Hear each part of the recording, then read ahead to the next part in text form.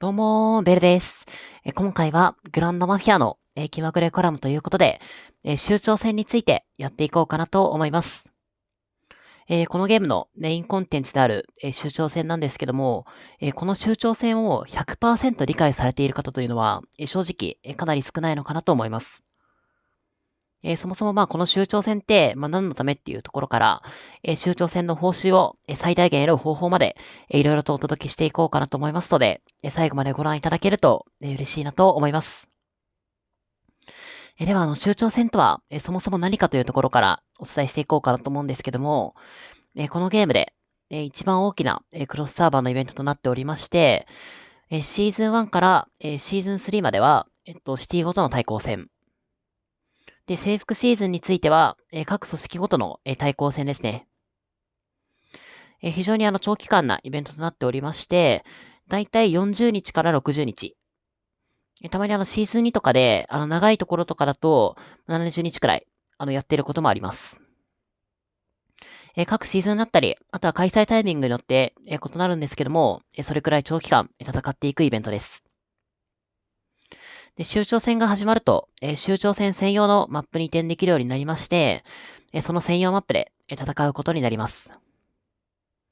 で、各組織は、組織拠点を、最初に設置して、そこから監視塔をどんどん、伸ばしていきます。ただ、この監視塔を建設するには、組織資源が必要です。で、この組織資源は、組織メンバーが、州庁マップで略奪をしていったり、自分自身の、組織の領地内に、資源サイトがあると、どんどん増えていきます。で、こちらの領地外で略奪するよりも、領地内で略奪した方が獲得できる組織資源の量は、増えるので、なるべく領地内で略奪したいところなのかなと思います。組織メンバーみんなで、資源を略奪していって、どんどん、干渉を立てていくわけなんですけども、どこを目指していくかですよね。で最終的には、この州庁マップの、ど真ん中にある、州政府ビルを、目指していくことになると思うんですけども、そこには直接行くことはできません。で、こちら、州庁の、シーズンごとには異なる、シーズンごとに異なるんですけども、シーズン1と、シーズン2であれば、ゾーン1、ゾーン1から、ゾーン2。これであれですね。ちょっとシーズン1のマップ出しますね。こちらですね。まずは最初に、ゾーン1から、こちらのゾーン2の砂漠ですね。行って、そこからさらに、ゾーン3の株州に行かなきゃいけない、行って、で、最後に、この、修理チェックポイントを占領してから、最終的に修正不ビルに行く形になるんですけども、シーズン3と、征服シーズンであれば、ゾーン1から、ゾーン2に行かなくても、このゾーン1から、こちらのチェックポイントを占領することで、こちらですね。ゾーン3に行くことができまして、そこからゾーン4の、えーっと、これですね。こちらの修理チェックポイントを占領することで、修正不ビルまで行くことができます。ただ、もちろん、ゾーンにも、後ほどお伝えする、中立建築がありますので、必ず行きたいところではあるんですけども、一応行かなくても、修正不ビルで到達することは可能です。そして、どんどん、チェックポイントを通過していって、最終的に、こちらの、修正不ビルを、修正不ビルの取得を目指していくことになるのかなと思います。ただ、あくまで、このチェックポイントを、取っていく以外にも、中立建築ですね。例えばこちらの、アップタウンビルだったり、高級ホテルですね。このような中立建築物もありますので、そちらもどんどん、占領していく必要があります。で、こちら占領することで、後ほどご紹介する、州長戦の名声だったり、あとアイテムですね。様々な恩恵を得ていくことができます。また、こちらの、中立建築を占領することで、栄養コアというものが獲得、ものを獲得することができます。で、こちらの非常に重要なアイテムとなっておりまして、組織拠点だったり、組織の監視塔の、上限を増やすことができるエンジニアリングセンターとか、監視塔センターですね。とか、そちらの建設物のレベルを上げていくことができます。あと監視塔のレベル上げにも使えますね。で、この組織拠点だったり、組織建築のレベルアップに、レベルについては、毎回の終長戦でリセットされるわけではなくて、次回以降の終長戦に引き継がれていきます。こちら本当にかなり大きいので、次回以降につなげていくためにも、栄誉を集めていくというのは非常に重要なのかなと思います。ただ、この中立建築だったり、チェックポイントは、無限にあるわけではなくて、個数が決まってます。なので、他の組織と狙っている場所が被ってしまった場合に、戦争になる可能性があります。外交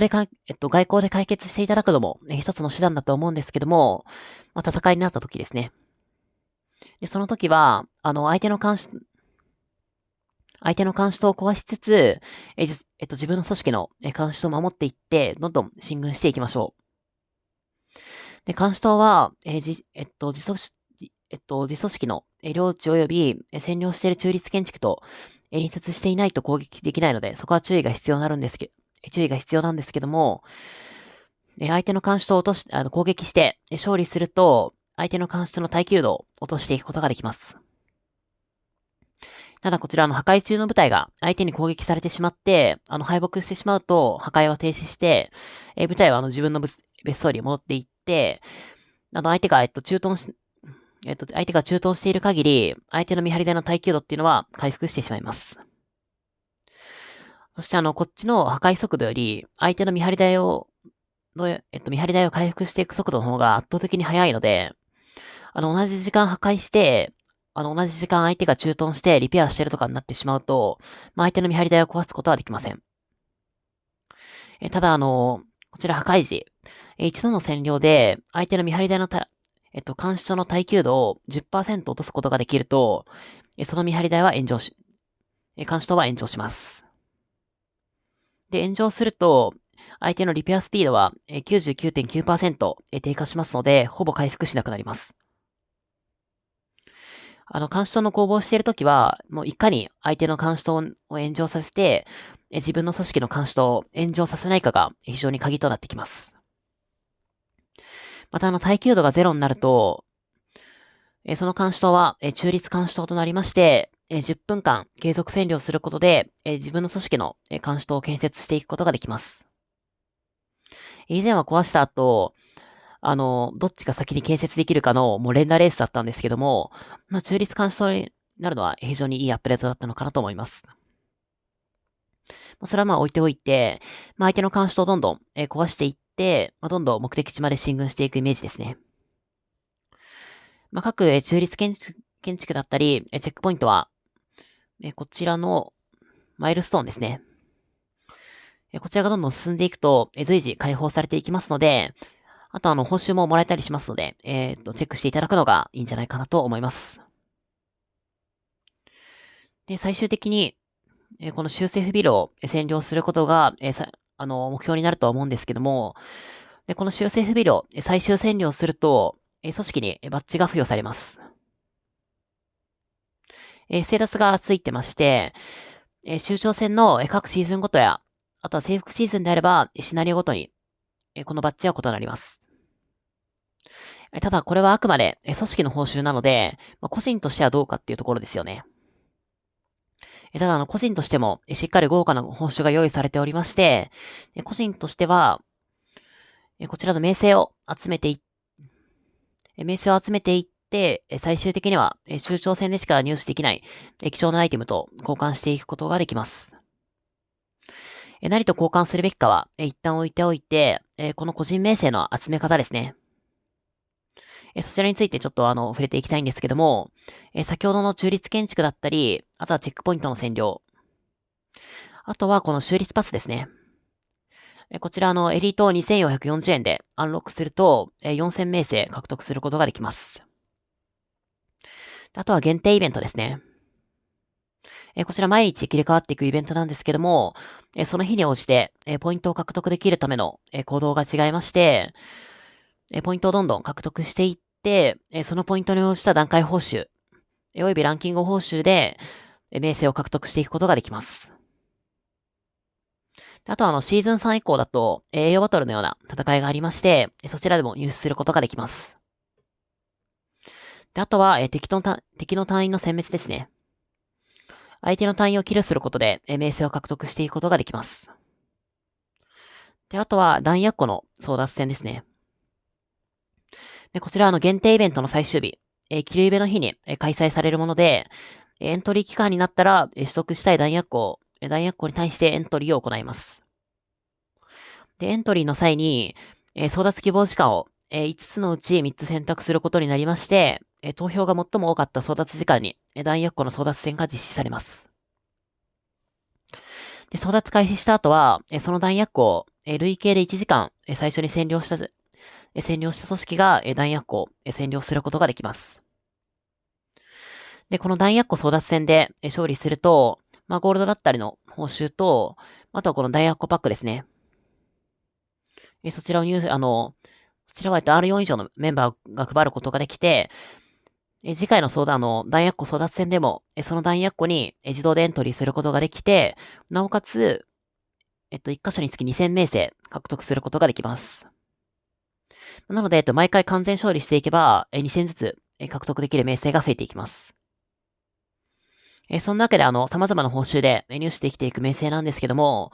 この名声、裏技というほどでもないんですけども、少しおすすめの方法があります。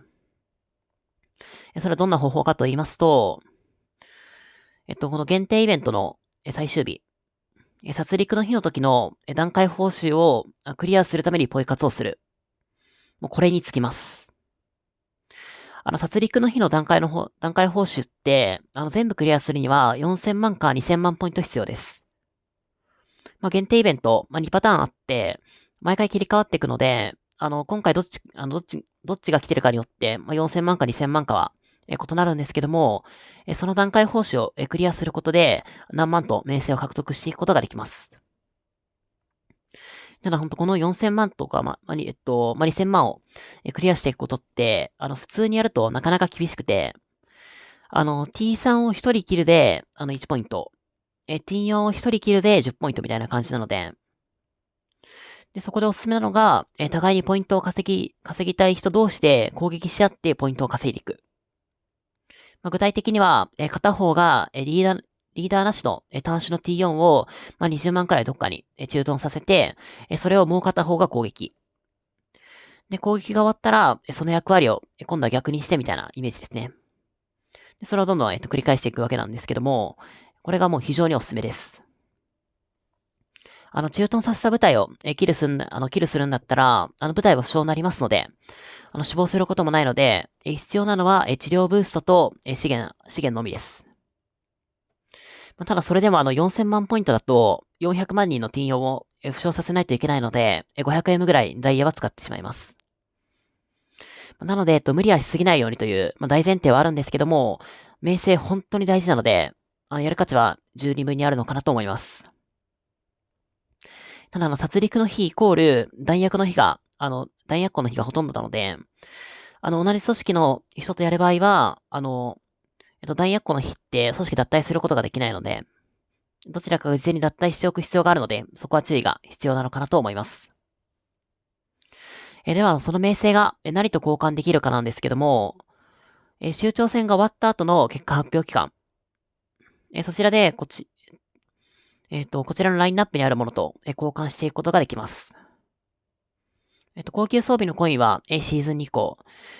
継承コインはシーズン3以降で、シーズン3以降でのみ入手可能になるので、そこはちょっとご注意いただきたいんですけども、いろいろとありますね。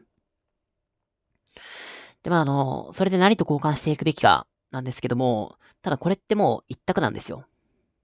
もうジュエルです。もうこのゴッドファーザージュエルと、各陛下の HP ジュエル。これを最優先で交換しましょう。でも特にこのゴッドファーザージュエルはもう何があっても交換したいものなのかなと思います。もう天変地異が起きても交換したいレベルです。まごうことなきこのゲームの最強ジュエルなので、チーム HPA がもう 10% 上がるのがもうでかすぎて、出撃スピードが 15% 上がるのもやばいですね。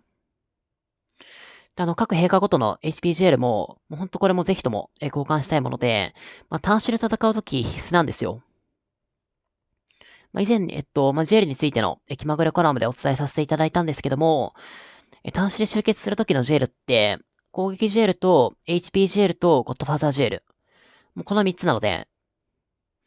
この Godfather GL と HPGL の所持数っていうのが、最終的にかなり響いてきます。ほんとここは課金ではどうにもならなくて、周長戦の回数をこなしていくしか方法がないので、ほんと他にもいろいろラインナップあるんですけども、この Godfather GL と HPGL を交換していただくのがいいんじゃないかなと思います。で、これすべて交換すると、42万名声なので、これ毎回すべて、GL をすべて交換するのが目標になってくるのかなと思います。ただ、結構高い目標なので、HPGL は、全部交換できなくても大丈夫です。最優先で Godfather GL を取っていただいて、その次に、使う順番で HPGL を取っていきましょう。一応45万とか、50万を超えた場合には、チャレンジャーボックスだったり、いろいろあるんですけども、買うにしてもチャレンジャーボックスですね。他は正直、毎回50万、60万と、いける方向けのもので、これゴッドファーザーボックスが、ラインナップされてるので、これ結構目移りしがちなんですけど、これ交換するのはもう本当にもったいないです。ゴッドファーザーボックス開けても、契約コインになっても全然出ないので、これ交換するくらいだったら、装備ボックス交換券と交換していただいて、キング装備を作っていただいて、近時交換の方で、交換していった方が、もう圧倒的に効率がいいので、ゴッドファーザーボックスだけはもう交換しないことを強くお勧めしています。あと HPGL、この端子で集結打つときだけじゃなくて、バランスの時でも結構使えますし、あと栄養バトルですね。今度栄養バトルについては、ちゃんと話そうかなと思うんですけど、そこでも、今トッププレイヤーって、全部 HPGL なんですよ。もちろんゴッドファーザー GL、プラス、ゴッドファーザーズ GL を全部1箇所つけて、そこの残りの2枠に全部 HPGL をつけるっていうやり方をしてて、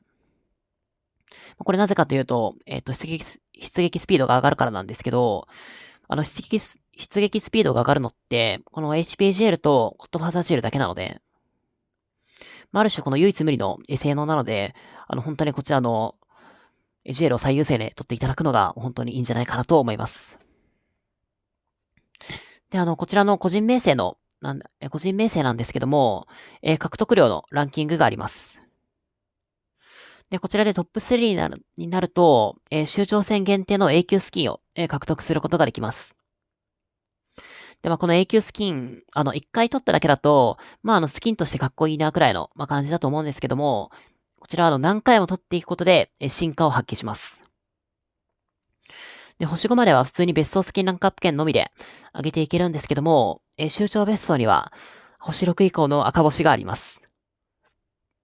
で、これを上げていくためには、別荘スキンランクアップ券に加えて、同じ州長別荘の永久別荘が必要となります。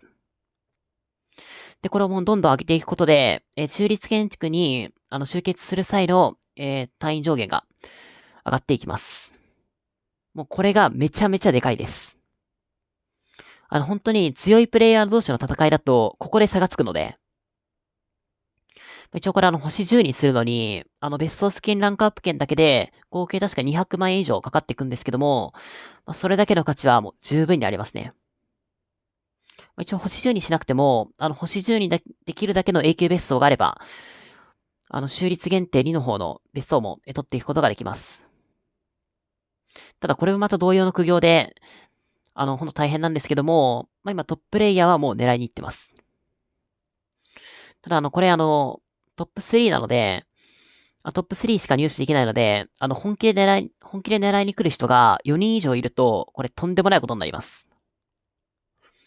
前回の征服シーズン、別荘ランク200超えの、トッププレイヤー4人が争うみたいな、マップがありまして、泥沼化しちゃって、先ほどのポイ活で、T4 を、10億人以上キルしてました。とんでもなくないですか、これ。冷静に考えて、100万人の治療費はまあまあ大変じゃないですか。じゃあじゃあ1000万ってなったら、もうめちゃめちゃ大変じゃないですか。でも1000万でも 1B ぐらいかかる、1.2B ぐらい代が必要なんですよ。もちろんあれですね、上級単位の投資とか終わらせてですね。で、それまた10倍して1億人で10何 B かかるわけじゃないですか。またさらに10倍って考えたら、100B とかそういう世界なんですよ。もうなんかそれ、考えたくないレベルですよね。あとはたださすがになかなかね、そこまで泥沼化することは本当に珍しいと思うんですけども、なるべく、これを仮に取っていく場合には、なるべく機会を伺って、本当ランカーが大量にいる時で、ランカーが本当に大量にいる時とかだと、もうトッププレイヤーを狙ってくるので、今回はね、今回は取れそうだから狙う。今回はもうトッププレイヤーがいっぱいいて、もう、勝てないなっていう時は、一つ諦めて、次に備えていくっていうのも、非常に一つのいい戦略なのかなと思ってます。で、あとこの集長ベストです。強いチームとかだと、結局最終的にメインレードリーダーが、この集長ベストをどれだけ育成できているかっていうのが、今後の勝敗に、大きく影響してくることもあって、取る人を決めている場合も結構あります。多分世界でトップ20から30ぐらいで、もうそれ以上のチームとか多分ほぼ決めてます。なので、狙いに行く場合は、リーダーの方に確認していただくのが、安全なのかなと思います。で、この集長ベストも、次につながる要素ではあるんですけども、もう一つ、次につながる要素として、集長スキルですね。こちらもあります。こちらの実行ポイントの消化だったり、該当覇者を、集長マップで攻撃すると、獲得できたりするものなんですけども、大きいのは、こちらの警察の逆襲ですね。マップ上にある、警察署を攻撃していって、ポイントを貯めていって、組織でそのポイントが一定数貯まると、イベントを開始することができまして、ちょっとマップ今、あれないんであれなんですけど、開始することができまして、開始すると、ベストに NPC が攻撃してきますので、その NPC を倒して、ポイントを稼いでいくイベントですね。これも非常に美味しいので、組織メンバーみんなで協力してガンガンやっていただくのがいいんじゃないかなと思います。この集中スキル、これほんと話すと長くなっちゃうので、集中スキルはもうスキルの解説の時に合わせてやっていこうかなと思うんですけど、本当に効果大きいので、あの、結構戦闘のスキルとかでもめちゃめちゃ大きくて、この装備強化とかめちゃめちゃ大きいんですけど、あとあれですね、このチームフィーバー攻撃とかでも15%とか上がっていくので、で、あとはこの発展とかで、この下の方にある、解体速度とか、あるんですけど、一番やばいのがこれなんですよ。このアクティブスキルを何人持ってるかっていうのが、正直その組織の強さにかなり関わってくるので、結構進行チームとかだと、なかなかこの180ポイントまでいってるプレイヤーっていうのが本当にいないので、どうしてももちろん進行チームと結構古くからあるチームで、他にもファミリークリスタルとかでも結構差はつくんですけども、この爆破スキルがあるかないかで、本当に、変わってくるのかなと思ってます。ちょっとこのあたりは、本当に、さっきお伝えした通り長くなってしまうので、今度お伝えさせていただこうかなと思うんですけども、あとは周長戦の投資ですね。こちらもあれですね、その時だけじゃなくて、次以降にちゃんと関わってくる部分で、非常に重要な部分となります。こちらはパスワードコインが必要なんですけども、毎回の周長戦で有利になりますので、進めていく価値は十分にあるのかなと思ってます。また征服シーズンだと、征服コインというものがありまして、こちらですね。こちらですねとか言ってないんですけど、周長、これですね。交換の征服コインですね。で、こちらも非常に重要で、限定のファミリークリスタルと交換していったり、あとはファミリークリスタルのステータスを厳選するために必要な変換ストーンとか、あとは、酋長戦限定のスキンですね。そちらと交換することができるので、非常に重要なんですけども、ちょっとこちらはまたすごく長くなってしまうので、征服コインと、あと合わせてファミリークリスタルですね。そもそもこの一番上にある、ファミリークリスタル引換券ギフト。これも本当に、あの、めちゃめちゃ大事で、あの、このファミリークリスタルって、これでしか入手この特殊効果があるファミリークリスタルって、これでしか入手できないんで、酋長戦は本当に、征服シーズンを何回やってるかで、ファミリークリスタルの強さっていうのがもうだいぶ変わってきてしまうので、これも本当に大事な部分になるんですけども、そこについてはすごく奥が深い部分でもあるので、今度後日の気まぐれコラボの方でお伝えさせていただこうかなと思いますので、そちらもアップロードされたらご覧いただけると、嬉しいなと思います。はい、ということで、今回は酋長戦についていろいろとお伝えしていったんですけども、このゲームのメインコンテンツというだけあって、めちゃめちゃ奥深いです。強くなっていくのにも、欠かせないコンテンツなので、ぜひ頑張っていただくのがいいんじゃないかなと思います。はい、では今回の動画はこの辺りで締めたいなと思います。最後までご視聴いただきありがとうございました。チャンネル登録していただけるとめちゃめちゃ嬉しいので、ぜひよろしくお願いいたしますというところで、バイバーイ。